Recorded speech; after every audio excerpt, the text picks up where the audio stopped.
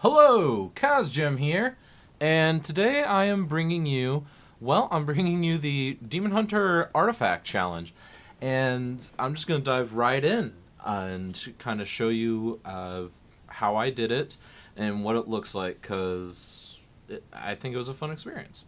So, a lot of people talk about your legendaries that you need and all that, and the only thing I can advise is that you need Prydaz, because that 30-second shield effectively that it gives you allows you as a demon hunter to rock between that and your eye beam for regeneration as long as you have the leech talent available. I'm going to go ahead and have my talent set up in the comment section below.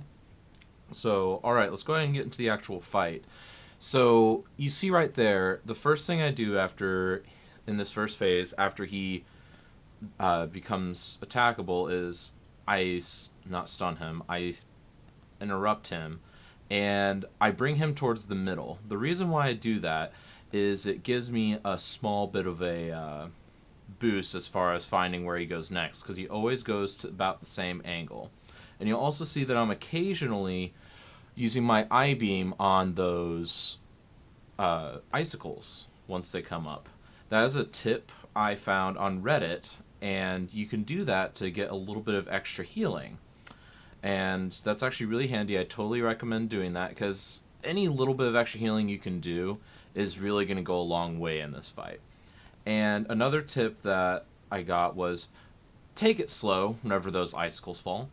Do a really slow double jump and glide. Because if you do it too fast, like I did several times, then you're going to be in for a bad time, because you'll end up going through the icicles instead of above them.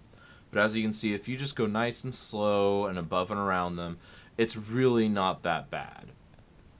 Now, you can see he's going ahead and he's attacking me some more. And here in a minute, he's going to transition to what I think is probably the hardest part, and that is the transition phase. But since I'm in the middle here, you can see I just do a quick double jump and double fell rush over to him. If you're in the middle like I was, it's actually not that hard to get to him. But if you are on one of the polar sides, then you will have to go the hard way. I don't recommend the hard way. And as soon as he pulls that up, I messed up this first time. As soon as he starts to drop power, you have to interrupt him, because each stack he gets of that is 10% against you, and you don't want that. So stay on top of him. Don't stun anything during this phase I'm on right now, except that draw power as soon as it comes up.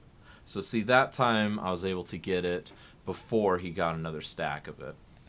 But 10% extra damage, not too bad. But once you get 4 and 5 stacks, if you mess up like that, you're just doomed. And see right there, I started in the middle again, always advisable.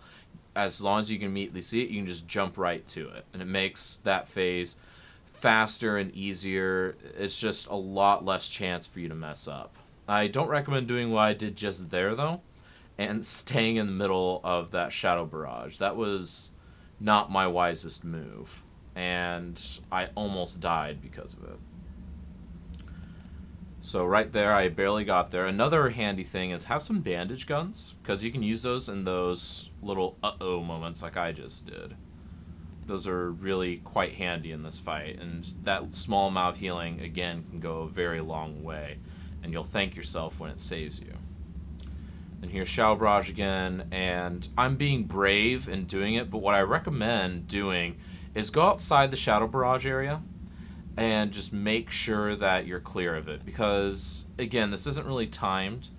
You can pretty much take as long as you want, unless obviously you've got a healing issue, but again, it shouldn't be too bad for you. Alright, and right there, so I've snapped him out of his fury. So you can use this time here. Some people use it to swap out their legendaries, other people use it to rebuff, refood. I believe I'm using it to just eat, really. That's all I'm doing with it.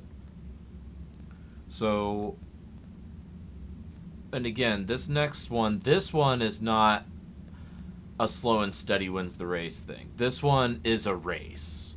So as soon as the boss is active, you need to pull him closer to the edge. I probably should have pulled him a little further to the edge, but I made the mistake of stunning him right there, which kind of messes him up. And you will have to drag him quite a ways because he's got a wide reach. It makes it a little hard to pull him over, but if you do it correctly, then it's not too bad. So ideally, he would be a little closer, but I managed to make it work in the end. But again, I did this with like 930 gear level, so not recommended. So once these little guys pop up, you've got the Chaos Nova, I've got an I-Beam to heal myself up and kill them, and look at that. They're just gone. I totally recommend just keeping your I-Beam for that as much as you can, because our I-Beam serves two purposes in this section. It obviously does AoE to the ads, but it also heals us for our health and allows us to start leech. So you want to do that. You want to use I-Beam correctly. Try to reserve it for the ads, but if you can't, not a big deal. So keep dragging this guy along the edge, and take your souls as you can get them. If one falls back into that mess behind him, you just don't bug with it. You'll lose too much health. I died a couple times doing that. Just pretty much stay out of the fire type thing. And just keep dragging, and okay, he's hitting me again with this, so I'm going way over here, because again, if these ads touch him, he heals himself to full health, and it makes the boss virtually unkillable. So you've got to work to get these guys down. My I-Beam isn't up here, so I'm struggling a little bit, but I managed to get them down. And on the last one, there we go. And then I did I-Beam because I was in desperate need of a little bit of health, and I was just trying to make sure that guy wouldn't make it over. The important thing here, too, is do not stun or CC the boss whenever he throws the ads out. Otherwise, he will follow you, and that means that you can't drag the ads away from him, because you have to get as far away from him with the ads as possible. I recommend as opposite side of the map as possible. And right there, I've got it. So see, it's actually not that difficult if you just, stick to it. This took me several attempts, and I didn't try it much whenever it first came out. I tried it a couple times, and then I just haven't really tried it much since. I've tried it once or twice here and there, and it's really just a practice makes perfect. I probably would have been able to get this the first couple weeks it was out, but unfortunately, I just didn't really have the time whenever it came out. I was busy with real life. But anyway, so don't be scared. You won't get the challenge appearance, you won't get the achievement immediately. You have to follow him, and then once he's here, he doesn't have much dialogue, so you can just talk to him straight away, and then he's going to send you to Dalaran. And once you go to Dalaran, it's pretty straightforward. But yeah, so my advice for this is just, take it slow. It's going to be frustrating your first few times because it's hard to kind of get the rhythm of it. But once you get the rhythm of it, it's actually not too bad. It's really fun. It was frustrating but fun to do this. And I can't wait to do it on my other characters now that I have, a little bit more time in my schedule. And it's just a really good time, and honestly for Demon Hunter, it's a really nice artifact appearance. I mean, you can't deny it. All the artifact appearances are quite good, but I think the Demon Hunter one in particular I think it's probably the best one of all of our artifact appearances. I'm not a huge fan of the rest of them, but the challenge one I absolutely adore. Partially because it kind of just looks like lightsabers, and I'm a huge Star Wars fan. So that's it for today. Thank you very much for watching, and I'll catch you later. See ya!